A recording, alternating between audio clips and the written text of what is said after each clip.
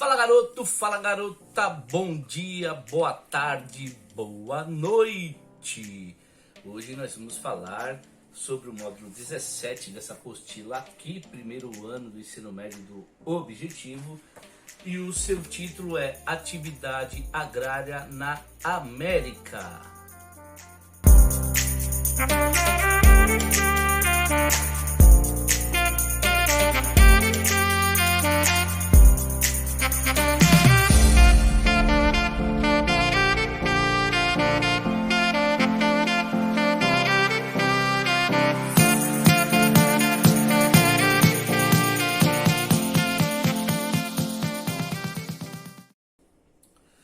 E por que é importante saber sobre agricultura? A gente começando a falar da América, né?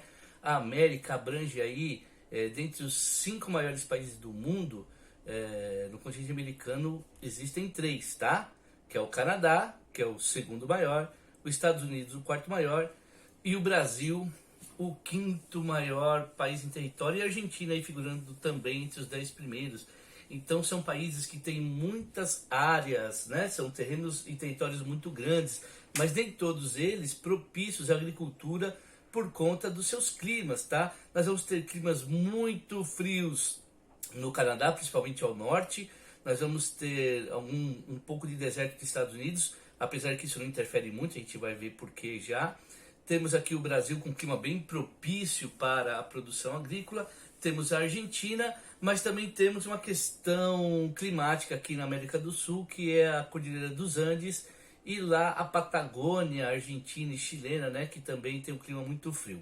Mas vamos começar falando aqui dos Estados Unidos, da América do Norte, né, o quarto maior país do mundo e um dos maiores produtores, figurando entre os entre os 5 maiores produtores de alimentos do mundo. E é importante a gente saber essas questões agrícolas, porque nós estamos com uma grande demanda de alimentos, mas em 2050 seremos 10 bilhões de habitantes e a pergunta que se faz é: como alimentar 10 bilhões de habitantes? Sabemos também que essa distribuição alimentícia no mundo ela é desigual, isso é um dos problemas também no mundo, né? Mas nós temos aí então os Estados Unidos configurando como um dos maiores produtores de alimentos do mundo, junto com o Brasil, tá? Os Estados Unidos tem algumas peculiaridades agrícolas, tá? Porque a sua agricultura é altamente mecanizada e altamente produtiva. É altamente mecanizada e altamente produtiva, ou seja, com o mesmo hectare de terra de outros países, né?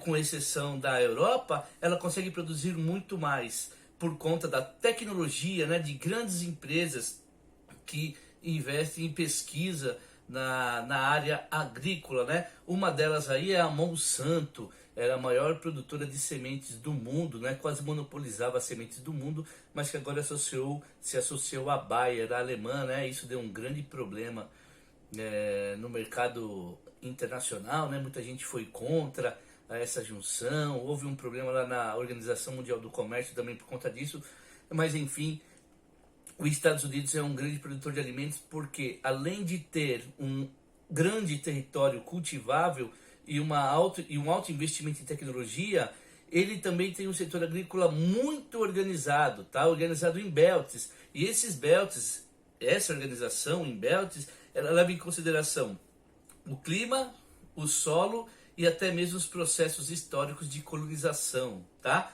Então nós vamos ver o mapa agora aí dos belts americanos.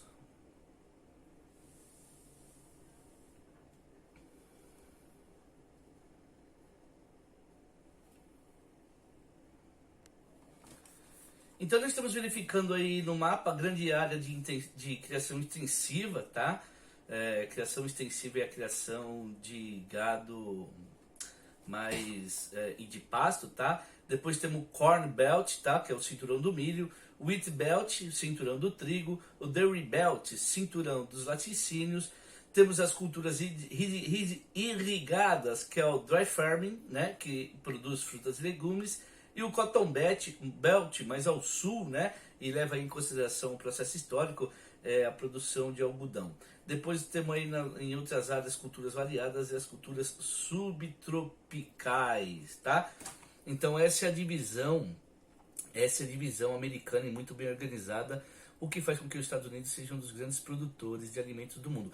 Apesar de ser um grande produtor de alimentos, a participação de produção de alimentos no PIB é um pouco mais do que 1%, ou seja, os Estados Unidos têm um PIB de cerca de 20 trilhões de dólares e a agricultura, apesar de ser bem expressiva, ela contribui pouco comparado às outras áreas, porque a gente sabe que os Estados Unidos é um país altamente tecnológico, então o seu PIB é basicamente, o PIB americano vem basicamente aí do setor terciário, né, que é serviços e comércio.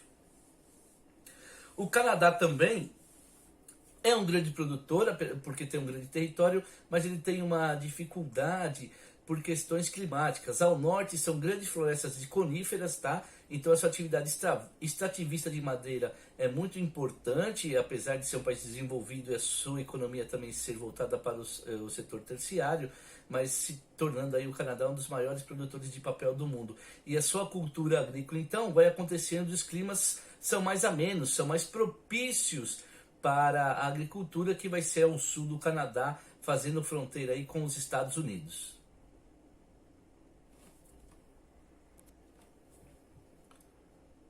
O Canadá também é dividido em 3 grandes regiões, que é o Prairie, o Vale do Rio São Francisco, né? Mais uma vez aí a importância da água, da região dos Grandes Lagos e do Vale do Rio São Francisco, de cultura irrigada, e nas proximidades de Vancouver, todas elas próximas aí à fronteira americana.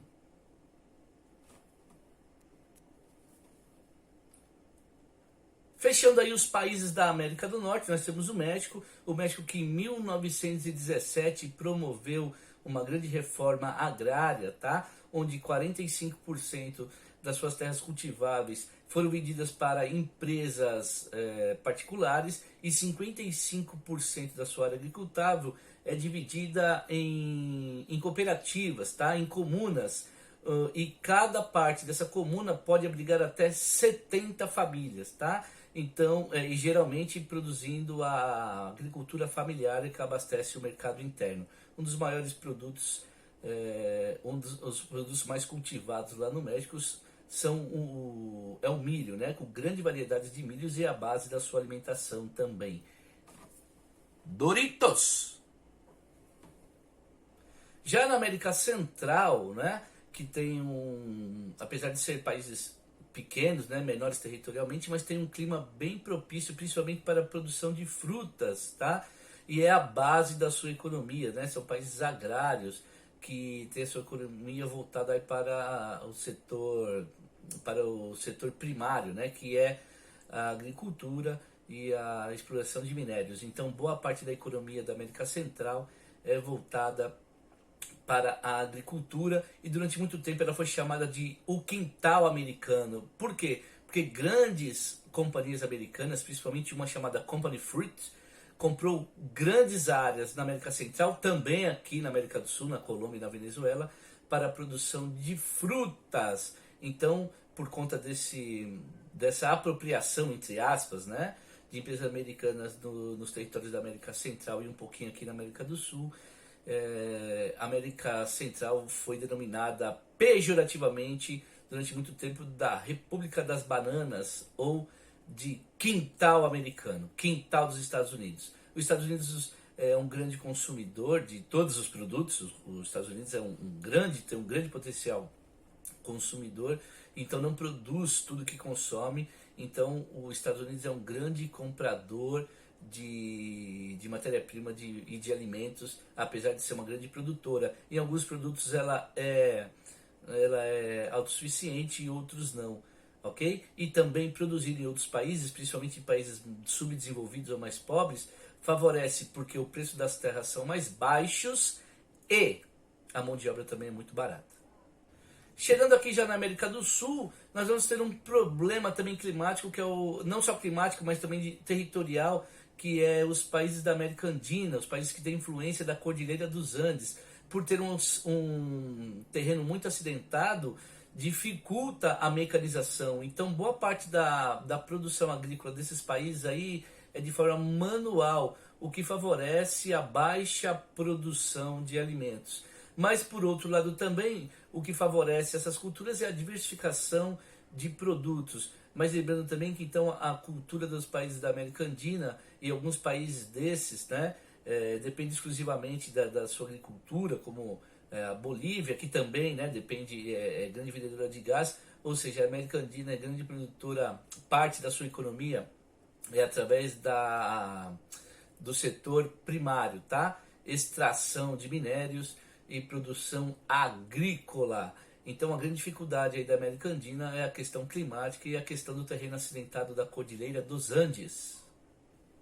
Vale destacar aí a Venezuela e a Colômbia como grandes produtoras de café, porque tem um clima tropical de altitude, o que favorece a cultura desse grão, e é um grão que é exportado para o mundo inteiro. A Colômbia, alguns países da África, né, e o Brasil sempre estão no topo aí dos maiores produtores, e por vezes o Brasil revezando o primeiro lugar aí com a Colômbia, mas hoje o Brasil é o maior produtor de café do mundo. Dizem que não é o melhor café. Outros dizem que o nosso café é de boa qualidade é exportado. Mas o Brasil tem uma grande produção de café e de boa qualidade também. Alguns dizem que é o da Colômbia, mas eu ainda prefiro o café brasileiro. Nunca tomei o colombiano mesmo. Outra coisa importante de destacar aí na América Andina é a grande produção de pescado do Peru, que é beneficiada pela corrente de Humboldt, que traz águas frias para a sua costa, para a costa do Pacífico, e isso beneficia a proliferação do plâncton. E a proliferação do plâncton, o alimento dos peixes, atrai grandes cardumes para a sua costa. Então o Peru aí é um dos grandes produtores de pescado do mundo. Chile também produz bastante pescado, o Japão produz bastante pescado, mas o Japão produz bastante águas internacionais, já que à volta da sua ilha ela quase que dizimou todas as espécies de peixes, ela já pescou tudo que tinha que pescar. Então o Peru se destaca aí na sua produção, na sua indústria pesqueira. Chegando aqui na América Latina, Argentina, Uruguai e Paraguai. Paraguai como grande produtor de soja, Argentina como grande produtora de trigo e também de pecuária, e Uruguai com uma produção de pecuária muito grande, mas tem uma população em um território muito pequeno, tá? Todos esses rios aí têm a influência e são banhados pela bacia do Rio da Prata, o que traz muitos sedimentos para as suas margens e o que favorece também a cultura de alguns alimentos. Lembrando que lá na Patagônia Argentina nós vamos ter um problema climático junto com a Patagônia chilena, mas também são grandes produtores de alimentos. Aliás, a América do Sul é uma grande produtora de matéria-prima, né? Por quê? Porque são países subdesenvolvidos, não investiram muito em tecnologia, então vendem matéria-prima, vendem produtos agrícolas, vendem cabeças de gado, né? Vendem carne, proteína animal, e não conseguiram se desenvolver ainda muito tecnologicamente, quiçá chegar no patamar dos Estados Unidos, que é uma das maiores produtoras do mundo, mas que essa produção agrícola tem uma participação muito pequena no PIB. E depois, e por último, uma coisa importante que estava esquecendo, a região platina é dividida em 6 regiões, tá? É o Pampa, a Mesopotâmia, o Chaco, o Noroeste Argentino, o Cuyo e a Patagônia, tá? E o Uruguai aí, como já disse, grande produtora de gado de corte. E por último, mas não menos importante, a gente não vai se aprofundar muito nisso, é pouco citado aqui nesse módulo, é o Brasil, um dos maiores produtores de alimento do mundo, o maior exportador de soja, o maior exportador de cana, de açúcar, né? Grande produtor de cana para o açúcar e para o etanol. É uma vantagem que a gente tem sobre os Estados Unidos, porque o etanol americano é feito de milho e o nosso etanol aqui é feito de cana de açúcar. O Brasil também é uma grande produtora de algodão, principalmente no Nordeste. Então o Brasil é um celeiro agrícola também no mundo, tá? Ele se destaca muito por isso. E boa parte do PIB brasileiro, que segura a balança comercial brasileira, é a produção desses alimentos, tá? Que são vendidos para fora, principalmente para a China. O grande problema é que a gente vende a matéria-prima e compra o material pronto ou a tecnologia, e isso desfavorece o nosso produto interno bruto. Então é isso aí, gente. Quer saber mais? Quer se aprofundar? Leia a sua apostila, leia a sua apostila, leia, não dá para falar tudo aqui. Leia a sua apostila, se debruce sobre os livros, se debruce sobre os estudos. Tá de bobeira aí, ó, vai ver um videozinho no YouTube, entre no meu canal, veja os videozinhos lá e aprofunde o seu conhecimento para você se tornar uma pessoa mais interessante, uma pessoa de mente aberta. Todo conhecimento é válido, independente se é de agricultura, independente se é de colonização, independente se a gente vai falar das rochas, não importa. Cultura e conhecimento torna você uma pessoa mais interessante. E eu vou ficando por aqui, estou encerrando as minhas atividades nessa aula. Qualquer dúvida ou comentário, vai estudar! Não achou o que você queria? Mande uma mensagem, deixe os seus comentários aqui e assim que eu puder eu responderei para todos vocês, ok? Fica aqui o meu fraterno abraço a todos vocês, beijos do coração e bye bye, até logo, hasta la vista, sayonara, arigato e vamos que vamos, bora estudar!